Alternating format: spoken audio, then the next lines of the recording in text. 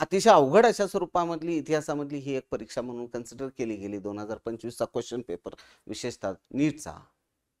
त्यामधनं एवढा अवघड प्रश्नपत्रिका असताना सुद्धा श्री विद्याराधना अकॅडमी हे ऑलमोस्ट एक प्रकारे सिंगल ब्रांच इन्स्टिट्यूट असल्यासारखं आहे.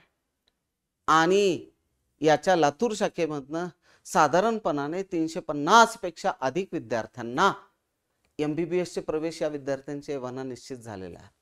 अजून एक राऊंड शिल्लक आहे, त्याच्यातनं त्याच्यामध्ये वाढ होणारच आहे. आणखी मी ज्या वेळेला इंजिनिअरिंगच्या संदर्भामध्ये बोलतो, जेई मेन्स असेल, जेई ॲडव्हान्स असेल, CET असेल, IAT आयसर ॲप्टिट्यूड टेस्ट असेल, ISI ॲप्टिट्यूड टेस्ट असेल, बिट्स पिलानी असेल, VIT असेल, मणिपाल युनिव्हर्सिटीची एंट्रन्स एक्झामिनेशन असेल, अशा वेगवेगळ्या प्रवेश परीक्षांच्या माध्यमातून टेंटेटिव्हली 75 ते 80 विद्यार्थी आज जगामध्ये आणि भारत देशामध्ये ज्या ब्रँचची ट्रिमेंडस डिमांड आहे, ते कम्प्युटर सायन्स असेल, आर्टिफिशियल इंटेलिजन्स असेल, मशीन लर्निंग असेल, डेटा सायन्स असेल, यासारख्या ब्रँचेसमध्ये प्रवेश त्या विद्यार्थ्यांचे झालेले आहेत.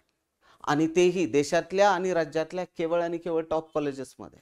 बाकीच्या ज्या ब्रँचेस आहेत त्याच्यामधले प्रवेशाची तर याच्यामध्ये गणनाच नाही आहे.